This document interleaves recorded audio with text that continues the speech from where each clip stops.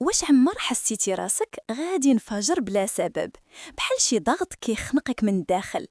إلا جاك هاد الإحساس ركز معايا، هادشي ماشي صدفة، هادي علامات القلق والتوتر كيدقوا عليك باش تنتبه لراسك. أول علامة هي داك الخوف الغامض اللي كيبان فجأة بلا مبرر وكيدير ليك بحال شي موجة كتشد صدرك. كتكون واقف بخير وفجأة كتسول راسك علاش كنحس هكا.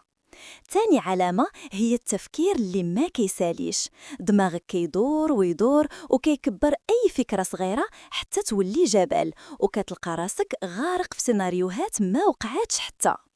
ثالث علامة هي تغيرات في الجسم، القلب كيدق بالزربة، النفس كيقصر، العضلات كيتشدوا والنعاس كيهرب، وكتلقى راسك كتصوف في الليل وانت غير كتقلب.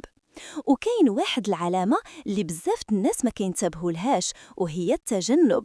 كتبدا تهرب من الناس، من الخدمة، من المواقف، غير باش ما تحسش داك التوتر اللي كيرجع كل مرة.